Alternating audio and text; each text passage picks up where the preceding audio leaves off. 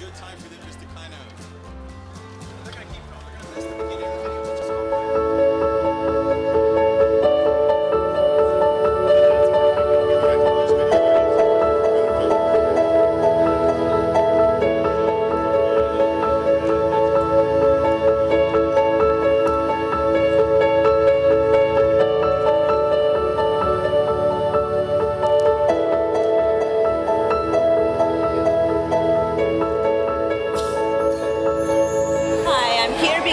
I like to attend the Catalyst because I want to become a better leader and a better servant for the people that I try to help.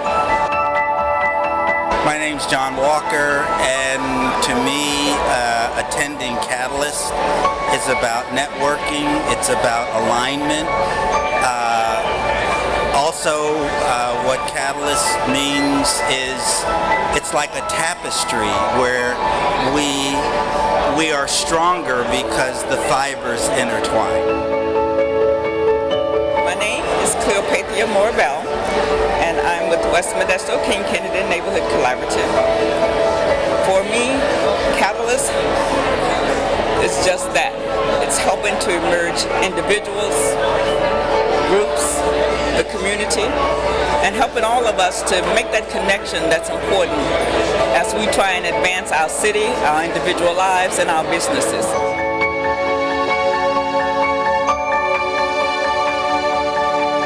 My name is Jenny Knoyer. I'm a Modesto City Councilwoman.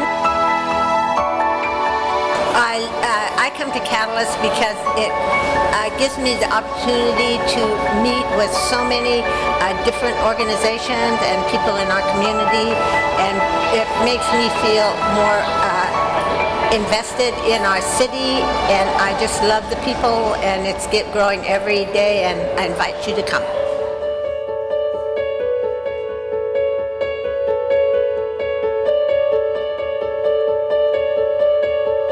Good morning. My name is Amy Vickery, and I am the Public Information Officer for the City of Modesto. I come to Catalyst because I think it's a great opportunity to connect with other like-minded leaders in Modesto and get to know what people are going through, get to know what sort of challenges they have, and help lift them up. Also, I think we have such a good opportunity here in Modesto to network. It's really a small community, and the Catalyst morning breakfasts are a good opportunity to meet with people and just do life together. So that's why I come, and I'm proud to be a part of it.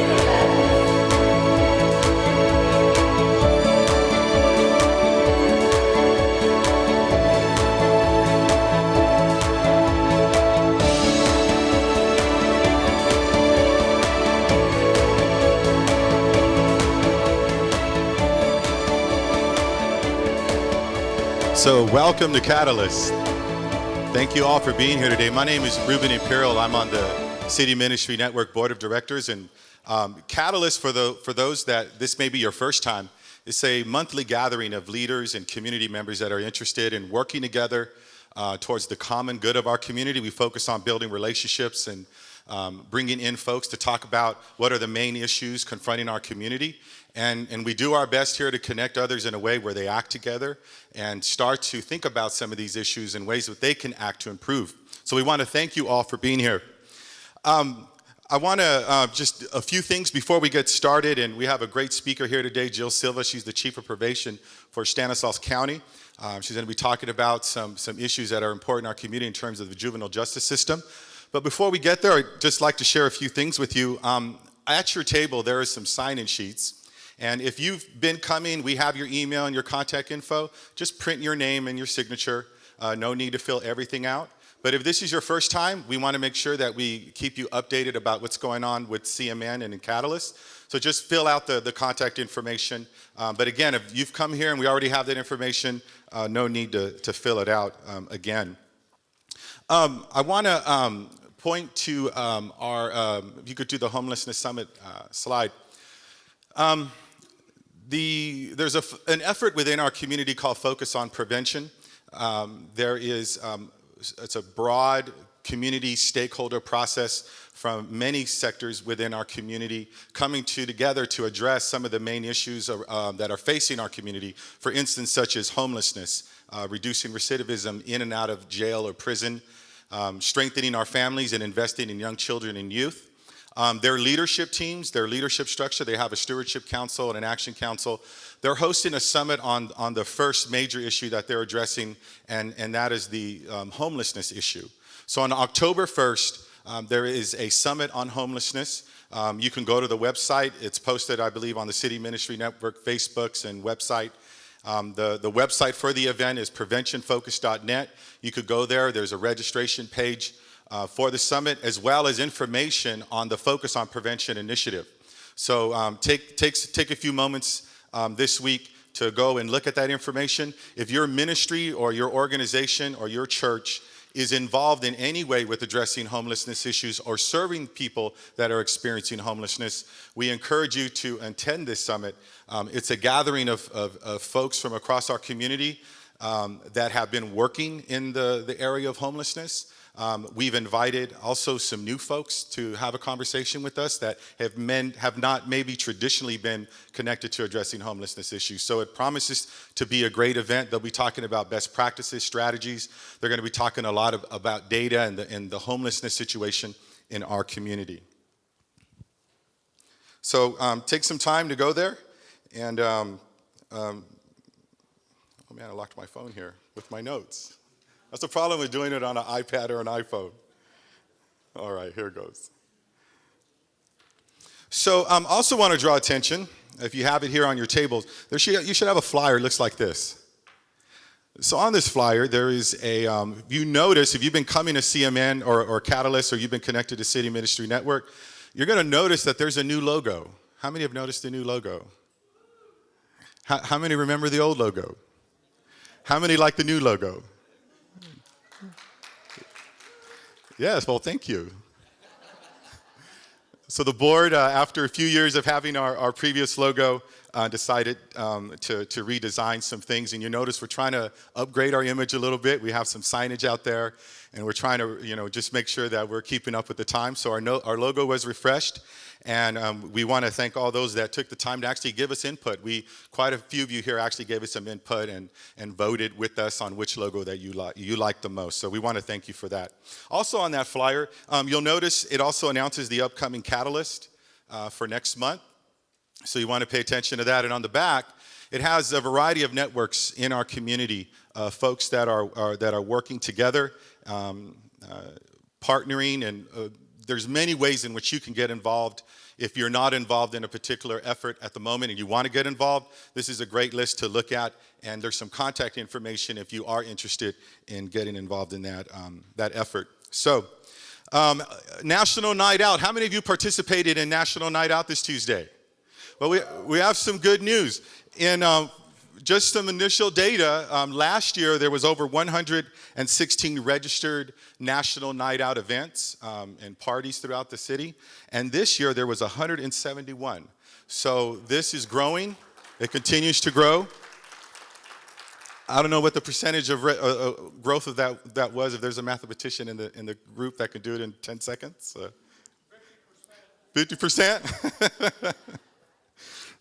Great, and it's so nice to hear that this National Night movement continues to grow. Modesto has always been a highlight, I think, across the country and the state in terms of the effort and the commitment from our community in the area of, or to this effort called National Night Out. So a few months ago, we introduced a project that Catalyst and City Ministry Network and a variety of community partners were involved in. And you had a brief introduction. We interviewed a few people. We have a short video right now we want to show you. It's an update on the coding camp project in South Modesto. It's a partnership between the local faith community, the schools, business, and some other private funders. And they've come together to teach kids in the neighborhood coding and software development type skills. And just to give you a little idea of how it went, the group originally had planned for only 25 slots. Actually, when they did the orientation night, They were only planning for about 25 parents or 30 parents to show up. The first night for their orientation, they had over 300 people show up, and they had 150 kids in South Modesto apply for those 25 slots. It was quite surprising that these kids wanted to learn how to code. So this is a video about what's transpired since the last time we talked about it.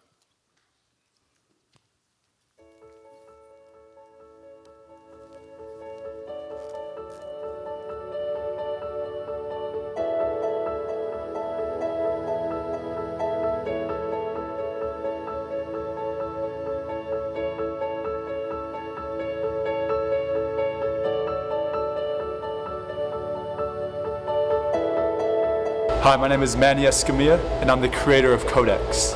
So like many students who reside in South Modesto, I experienced poverty firsthand. While attending Modesto Junior College, I lived on Olivero Road. And during my time living there, having to take the bus to school, rain or shine, I experienced many things that were life-changing to me. And from that situation, living in a trailer park on what the Modesto Bee called the Devil Street, I was able to attend the best public university in America and possibly the world at the University of California, Berkeley. So how Codex began was during my time at UC Berkeley. Being there, I was privileged in being able to surround myself with amazing minds, people who actually cared to give back. And from there, I was exposed to computer science. I was able to surround myself with friends who had experienced programming, creating apps, websites, and with that, it encouraged me to dive into it as well. I wanted to know the ins and outs of technology and how it works. And from that, from the people that I surrounded myself around, from being exposed to their knowledge, I really wanted to give back in a way that was new and fresh.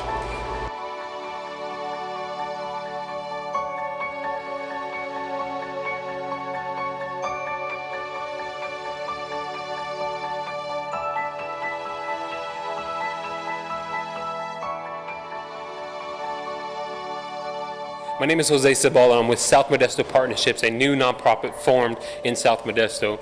Our vision is to create, grow, and partner with neighborhood, government, private, public sectors, all working together for the community. And we're excited about this Codex program that Manny Escamilla brought it to our attention.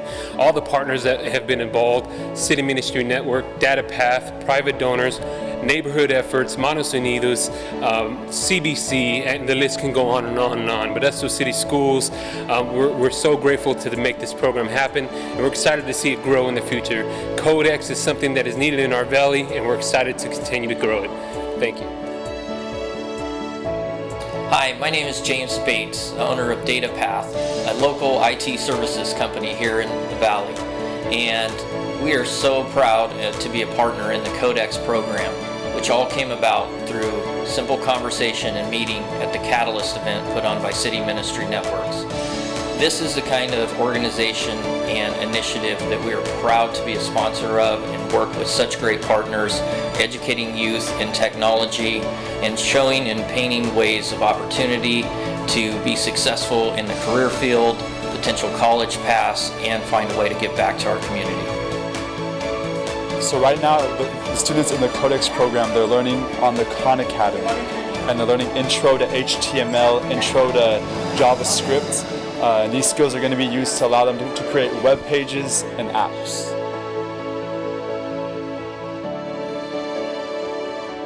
So at the conclusion of the Codex program, we hope that every student is able to create a hangman game, a game that is completely personalized by them with no help through interactions with interfaces such as the Khan Academy and code.org. They'll be using a program called Snap, and in this program, they're going to be dragging and dropping tiles as well as typing out code, so it's going to be a combination of both of the skills that they've learned thus far.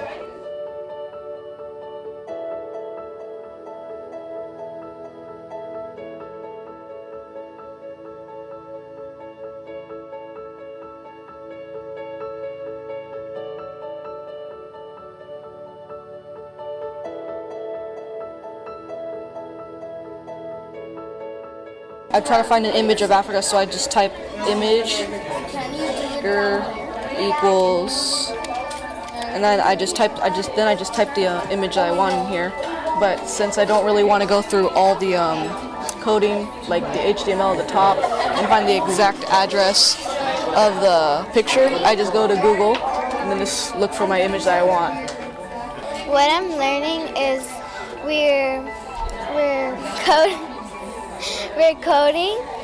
We're making codes that has variables, and we need to learn about variables so we can use that as shortcuts. So I like this program because it makes me think better, and I love coding. Learning how to code will change my life as being an inventor, working for Google, Apple. It will change everything. Today we've been learning about how to code.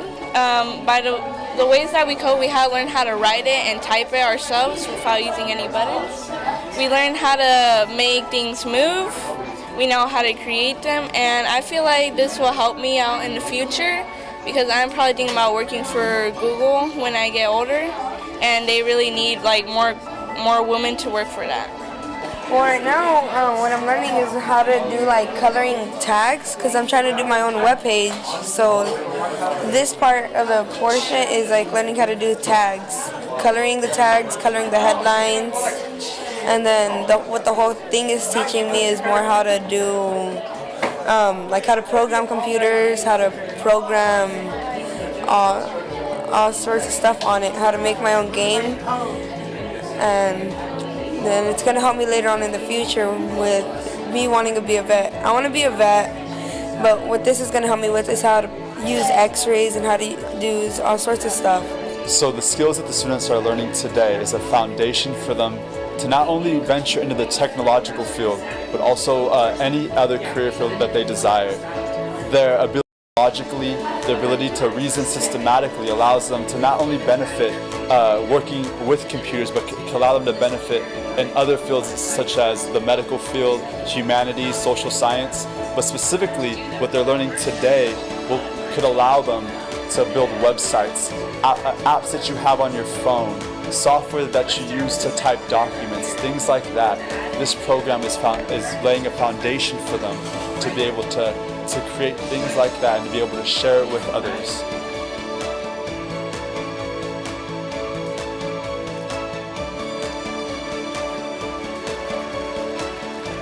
So this is another great effort developed through partnerships here at Catalyst. We're going to hear in a few moments our Chief of Probation, Jill Silva, talk about the importance of making a difference in young people's lives. For the next 5 minutes, this is what we would like for you to do. We'd like for you to find someone at your table or a table next to you that you do not know, introduce yourself and who you're representing here today, who you feel you're representing, and talk to them about that one person in your life, other than your parents, that had a positive impact as a child or a young person. All right? Find one person that you do not know. And who is that one person, other than your parents, who has a positive impact in your life as a child or a young person? You got about 5 minutes, 2 persons each. Find one person you do not know.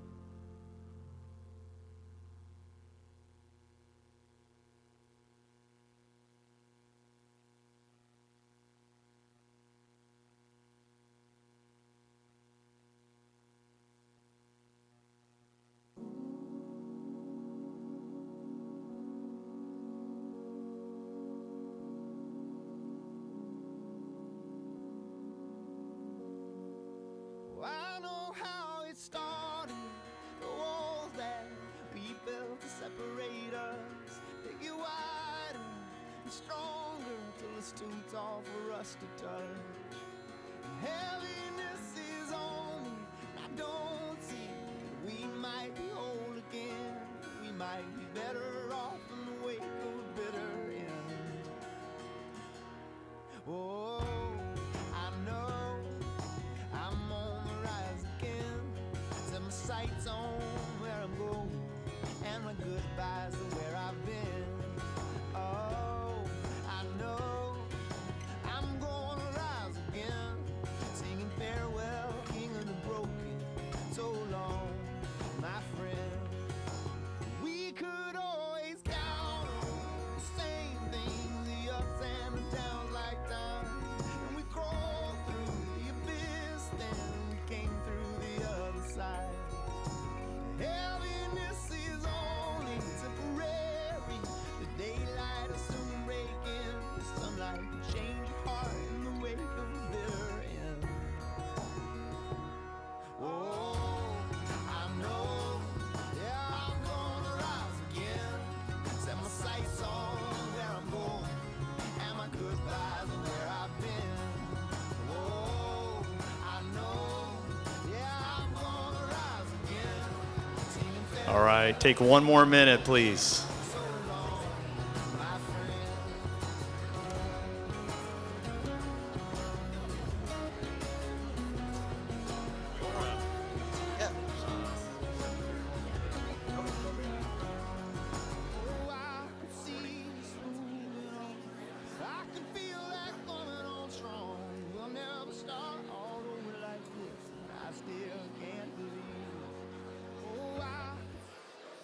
Good morning, everyone.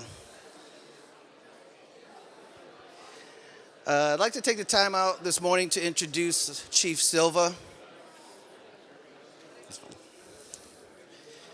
Jeff Fisher gave me a call a couple weeks ago, and he asked if I'd introduce the chief, and I said, yeah, absolutely. And so I'm going to be introducing her shortly as Chief Jill Silva, but I want to take a second to introduce her as the person of Jill Silva. Jill's titles and accomplishments are extensive and many, but honestly, one of the greatest accomplishments that I've seen with Jill over the years is her effort and time to sit down with people. In a world of emails and texting and social media, Jill continues to show us the importance of finding time, sitting down, listening, and working with people. I've been able to see her, watch her sit with city leaders, managers, supervisors, line staff, and part-time staff all alike. It's truly amazing that if there was 25 hours in a day, Jill would use every minute of those. So I'd like to introduce you, Chief Jill Silva.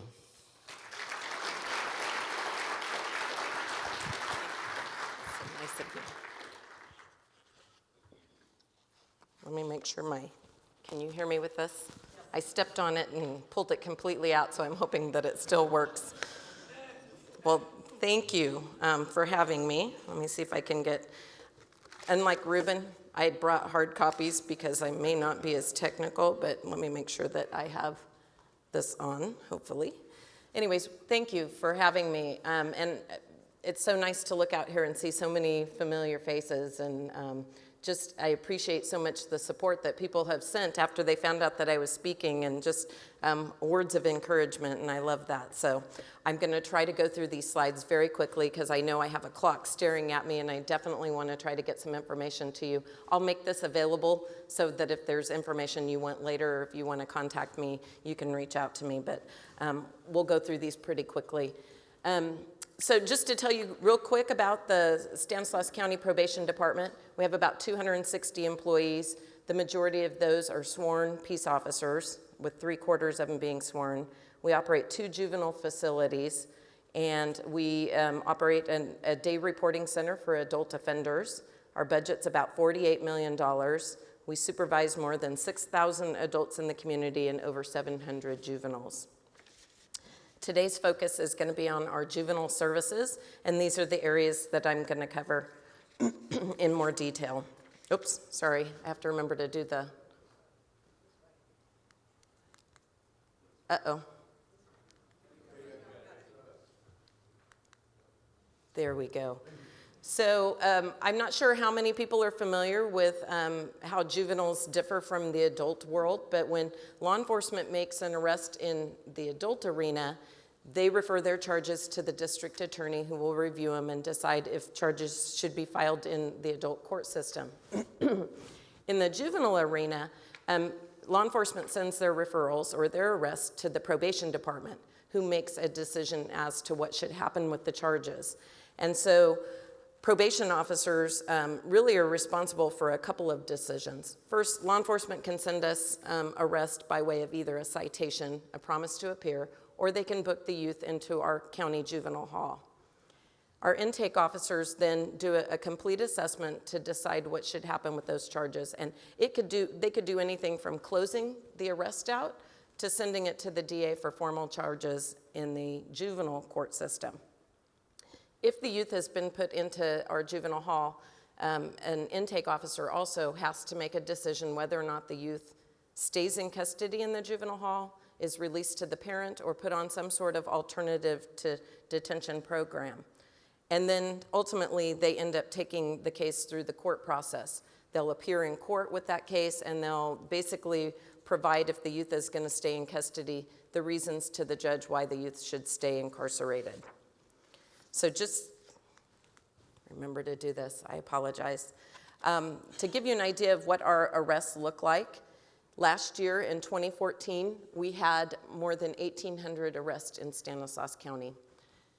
The majority of those were kids who had a new referral to us. And if you want to look at any sort of indication of what recidivism looks like in our county, 26% of those arrests were kids who had a subsequent arrest while they were under our supervision. The majority of our referrals are male, being 3/4 of them. 60% of the youth were not detained, and a little over half of them did not have a petition filed by the DA in the juvenile court. I put on this right-hand side some of the ethnic breakdown of the arrest, and I'll talk a little bit further about an initiative that we're working on, but as you can see, the majority of the arrests in the county are Hispanic. 26% are white, 13% are African American, 1% is Asian, and 2% are a mixed race. And I apologize, you cannot see this on the screen, but I put some ages up here, and the majority of our youth entering our system are between the ages of 15 and 17. I want to talk a little bit really quickly about some work that we're doing regarding the racial disparities that we have in our county. We did apply for a state grant and received that. We have now created a group of stakeholders out in the county to begin addressing this issue. We are working with a company called the Burns Institute, who is helping us to do an assessment and a strategic plan for how we can begin to address these disparities. One of the things we wrote into the grant was a prevention component, not just looking at decision points along the way about why youth maybe get referred to the DA, why they get placed on probation, why they remain in our juvenile hall, but really looking at it from a prevention piece. Why are youth of color entering our system to begin with?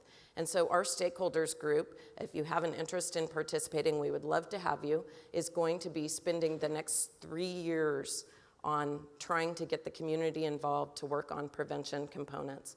I watched a presentation that Tom Chignon from our county schools did, and I could see some of those same disparities in the youth that fall out of school, that get expelled or get suspended. And school is such a strength factor for kids in keeping them out of the criminal justice system. I have no doubt this prevention piece, if we can find a way to keep kids in school and find ways for our community to really adopt these kids and try to keep them from going out and getting involved in our system. I mean, it's such an important factor for us, and I think it's something that maybe after we're done here, you can have some discussion on at your tables and how you can be involved in that, but it's really a critical piece of the work that we're gonna be doing with our grant that we have. Just to give you a really quick indication of what we've done with the charges, those 1,800 arrests that came, a third of them get closed out. And they get closed for various reasons. It could be that we just lecture and release the youth. Sometimes they give false information to the police department and they're not charges worthy of us going out and getting a warrant, and so they get closed. Some kids get transferred to another county because their parents live there. We did not deport any kids last year. Less than 1% went through traffic court. 12% were diverted through a counseling agency. A little over 7% were placed on informal probation. 1% of the youth, actually it was a little less than 1%, were arrested for serious charges like murder, attempted murder, and they had their charges filed directly in the adult court system. And they bypassed the juvenile system because of the type of arrest that offense they were arrested for. And then a little half, 47% had petitions filed in the juvenile court. So as I indicated to you, we operate the 2 juvenile facilities, the juvenile hall and the juvenile commitment facility. I'm going to go through these pretty quickly because I definitely want to make sure that I get a chance to show our video of our youth. But basically, both of our facilities have a central control. We have cameras and we monitor the youth 24 hours a day, 7 days a week. Both facilities have a variety of sleeping rooms. This is a detention facility. It is not like a group home, so they are hardened cells. We do have a mixture of single cells, double cells, and dormitory type sleeping rooms. And a lot of the reasons that we keep a variety is it helps us to work with youth on their behavior. Some youth do better being by themselves. Some youth do better having another person in the sleeping room with them. As you can see, we have posters. Sometimes we use that for incentives. If a kid's performing well, we'll give them posters. We may give them a colored quilt that they'll earn for having good behavior. The County Office of Education provides educational services in both facilities, and all youth, when they enter the facility, are tested for their reading and math levels. We do know they come in at very low reading and math levels. All youth receive 240 minutes of education per day, which is a state requirement. We also meet all other state requirements regarding special education, IEPs, that sort of thing. I am proud to say that last year we did have 19 youth that graduated and earned a diploma or their GED while incarcerated. Both facilities have medical and psychiatric services. We provide medical services 24 hours a day, 7 days a week. We have a registered nurse that's always on duty through the California Forensics Medical Group. We also have access to a psychiatrist and psychiatric nurse. They're not there at all times, but they come in on a weekly basis and meet with our youth, and then of course they have on-call services. Very, very proud of this fact that we have a strong partnership with our behavioral health and recovery services. We have currently 3 clinicians and 1 behavioral health specialist that provide mental health treatment and some substance abuse education for our youth. Our staff, our BHRS staff, are trained in both gender responsive type services. In other words, they understand the need that girls are different than boys, and so they have been trained to be able to provide services that are specific to either gender.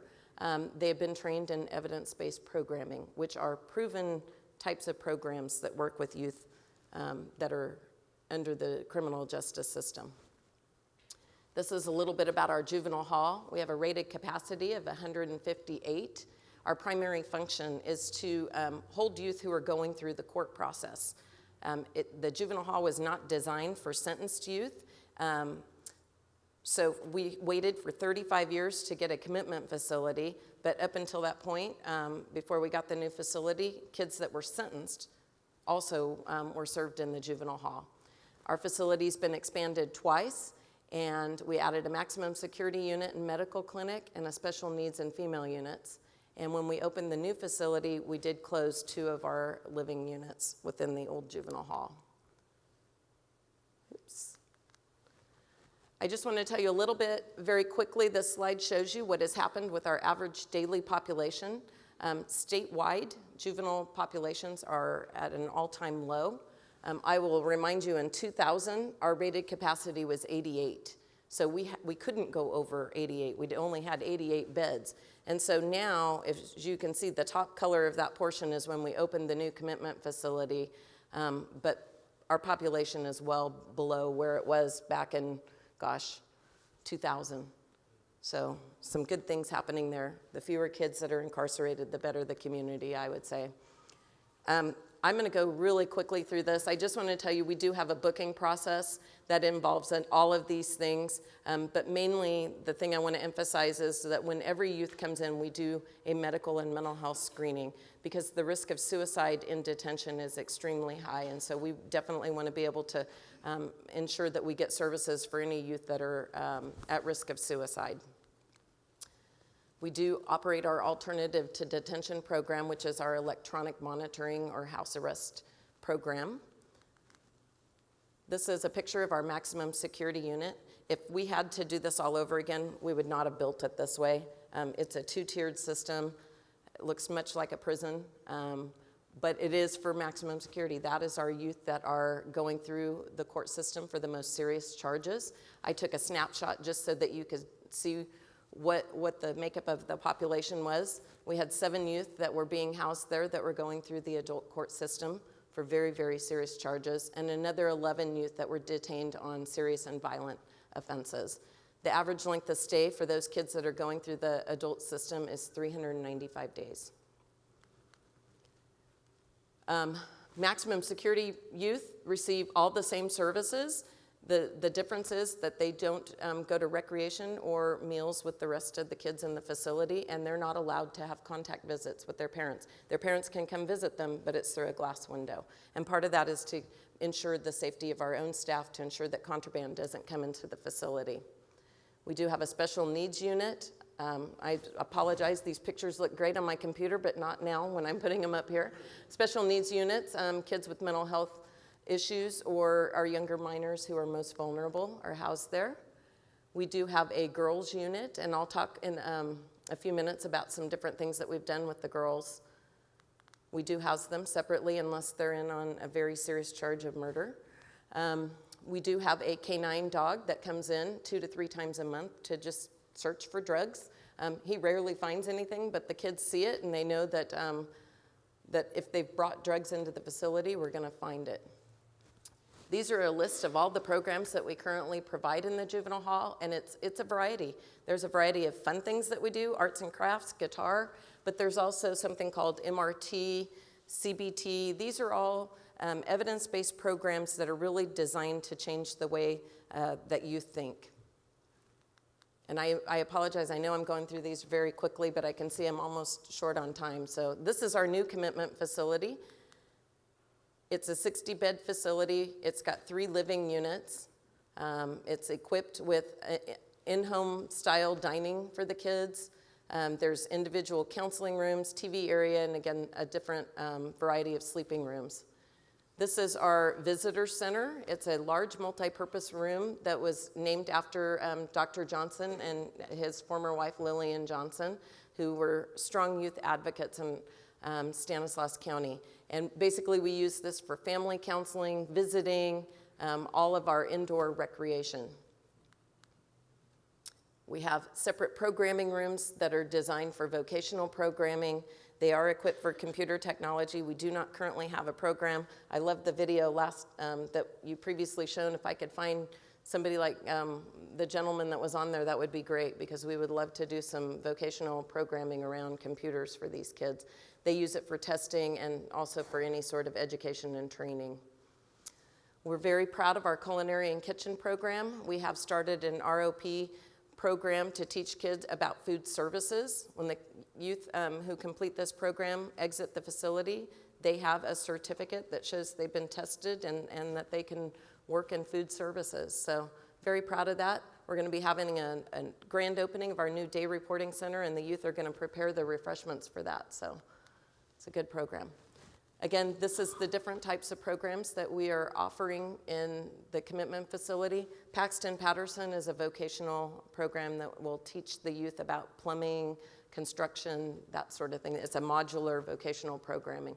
But again, a variety of things that are both cognitive based, but also some fun things for the kids.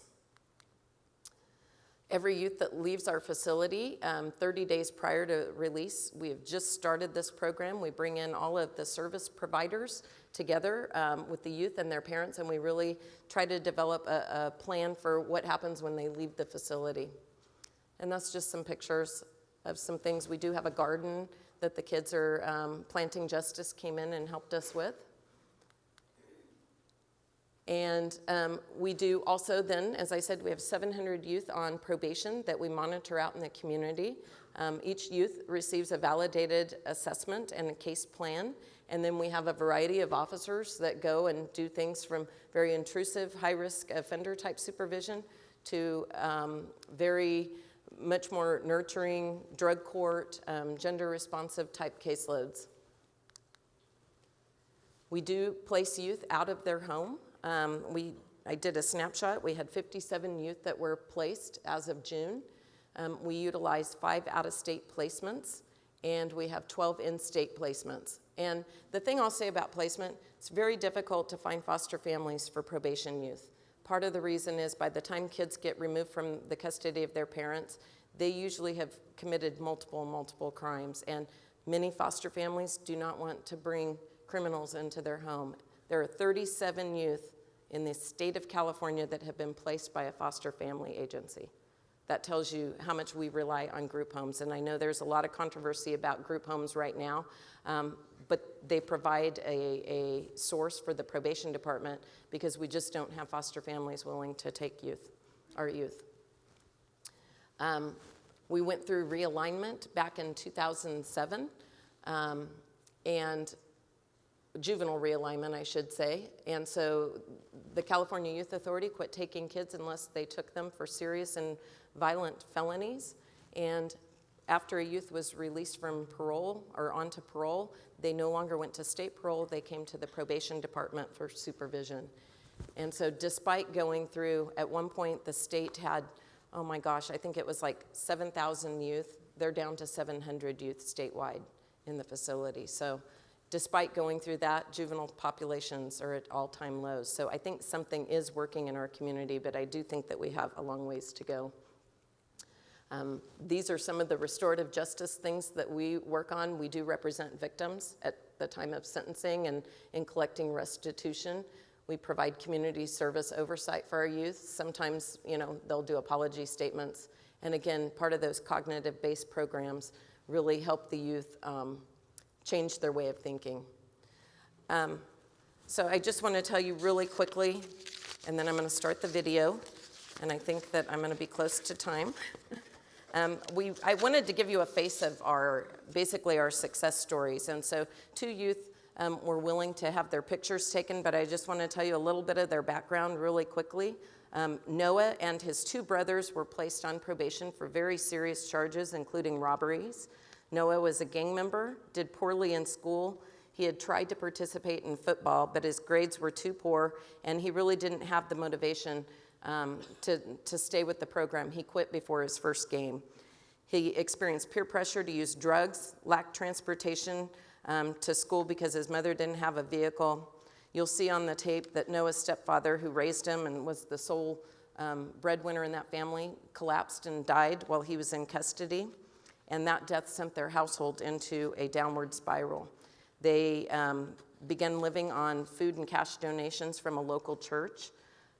Noah moved in with an adult sister and began to flourish. He began getting good grades, had better behavior. He severed his ties with gang members. He changed his gang hairstyle. He joined a drama club at school, participated in 2 plays. He made the track team. He got awards. He's not only made our video, but he made a video for Riverbank High School. And he's volunteering right now to raise money so that their track team can go to Hawaii. He's also going to be going into cross country in the fall. And he successfully completed probation in July. You're also going to see Brandon, who was placed on probation for fighting at school. He struggled to stay in the county while he was on probation. He kept wanting to flee to another county where he had family members who were not a very good influence on him. However, he had a positive relationship with his mom, and his grandfather was a very positive influence on him. He is currently going to an alternative education site and has become a positive role model for the other kids on the campus. And he is currently passing all of his classes, and he hopes to become a fireman or a car mechanic, and hopes to definitely go to community college or university. So I want to give you right now, if you'll start the video, just a face to our success story.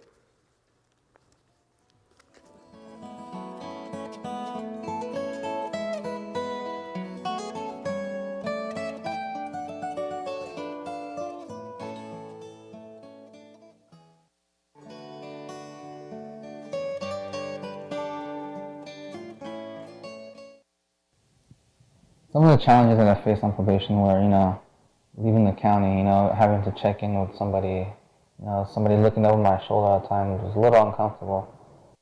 The turning point that changed my life, I guess you can say, was I was actually locked up in the new facility. I had a week left, and I had a free call, so I called home, that everything was cool, I was happy. And my mom answers hysterically and saying that my stepdad had died. And that really hit me hard, and I started crying on the phone, and I didn't believe it at first, and she gave the phone to my brothers, and I hear like kind of screaming in the background, kind of like crying, screaming thing. And it's really hard. And my other brother was also locked up too, and he didn't even know about it yet. It just really opened my eyes to things and how life works, and like how dependent I guess we were on this one guy, and it was hard, but that was the turning point. I want to say a positive influence while I was on probation. I want to say my probation officer, Wilbur Alexis.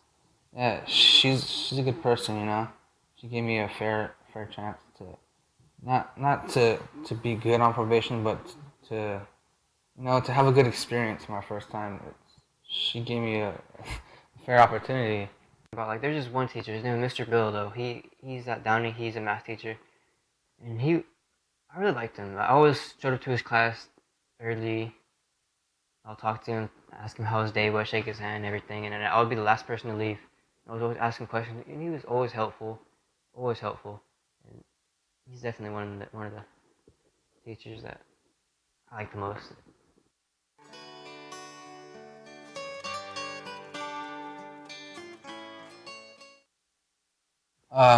One of my best accomplishments, is sticking with school. I like it. Before I wasn't with it, because like I said, I saw that people were dropping out. People were I saw different. My mentality was different back then.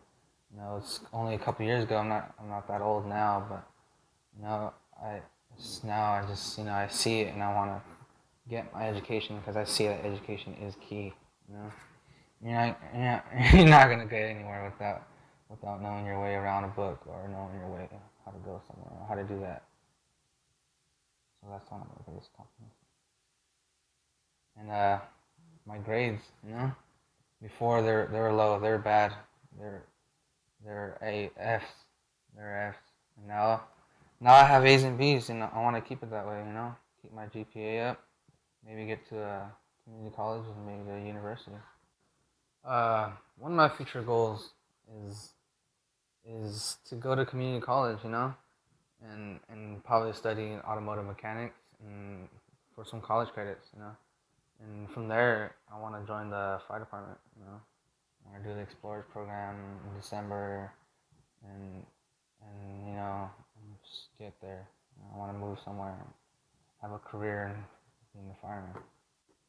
My future goals right now, my one goal I really want to focus on right now is just graduating high school. I have 1 year left. I want to graduate with good grades. I want to graduate with like whatever I can, I guess. I want to just join a bunch of clubs and just be in the pictures, I guess. I just want to do really good and just get out there. Never limit yourself, I guess. Never limit yourself, because you'll be surprised what you can do in life and what you're capable of. You know, there's so many things that you can do. What us humans can do is just, you'll be amazed by what you can do, or what I can do, or what anybody can do. I mean, you see National go to the moon, or you see, I don't know, it's anything you see think is hard. Don't think that it's not. Don't limit yourself. Just you can do it yourself. Also, I mean, you can do anything if you put your mind to it. Just never limit yourself.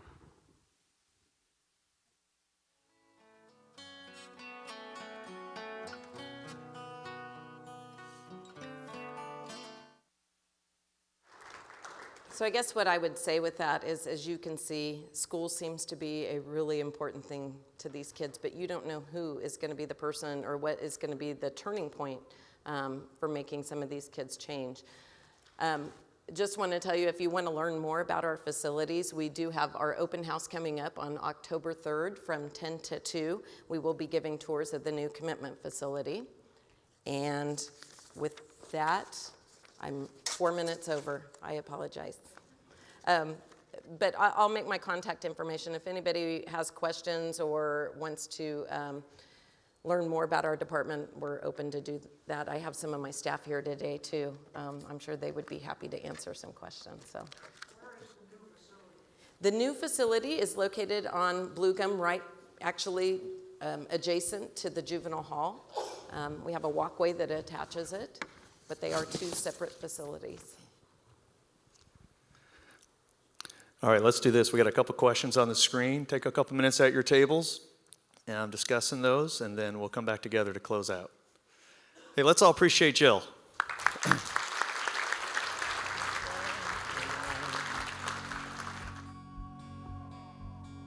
Calling to the darkness for an answer that he's never known. Yeah, isn't it amazing how a God can take a broken man? Yeah, let him find a fortune, let him ruin it with his own two hands. He walks on up the hill to the rock on which he stands. He looks back at the crowd, he looks down at his hands, and he says, I am the difference maker. Oh, I am the difference maker. Oh, I am the only one that speaks to him. And I am the friendliest of friends of God.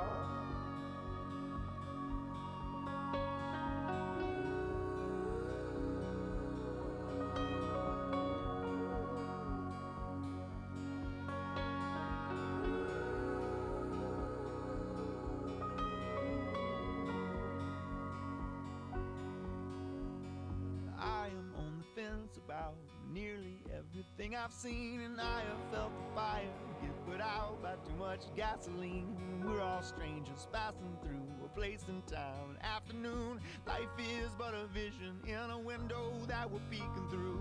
Helpless conversation with a man who says he cares a lot. It's a passive confrontation about who might throw a punch or not. We are all transgressors, we're all sinners, we're all astronauts. So if you're beating death, then raise your hand, but shut up if you're not. 'Cause I am a difference maker. Oh, I am only one who speaks to him. And I am the friendliest of friends of God. Oh, I am a difference maker. Oh, only one who speaks to him. And I am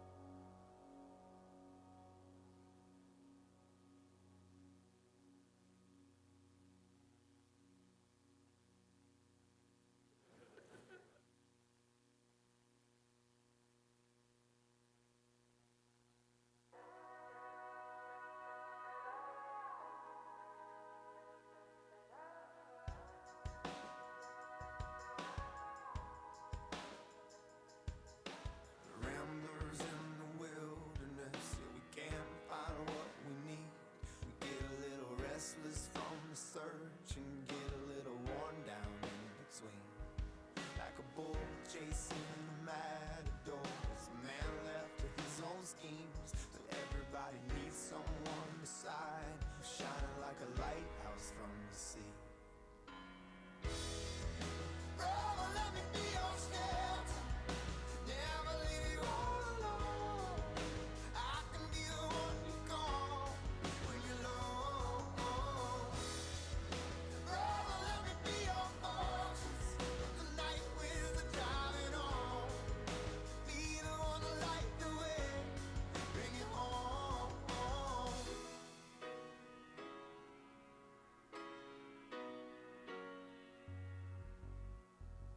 Face down in the desert now, there's a cage locked around my heart. I found a way to drop the keys where my failures were. Now my hands can't reach that far. I ain't made for rivalry, I could never take the world alone. I know that in my weakness I am strong. It's your love that brings me home. All right, take about one more minute at your tables.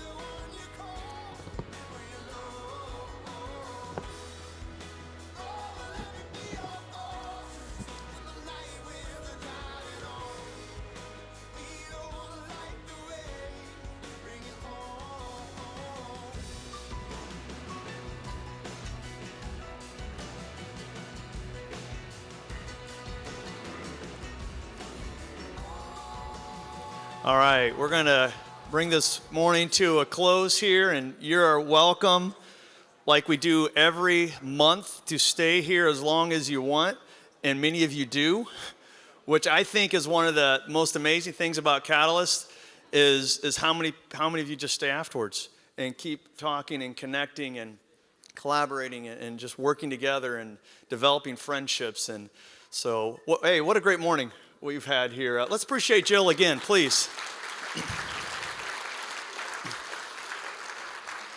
She's going to be available afterwards here for a little bit. She'll be up here by the stage if you'd like to talk with her or ask her any questions. Hey, next month's Catalyst. Oh, let me say this too. The video of this morning, if you know anyone who missed this morning that you know would want to see this, we videoed it. And so it'll be later today. It'll be on our social media site. So if you haven't liked us or friend us or whatever, follow us, please do on all of our sites. That video will be up later today of the whole morning.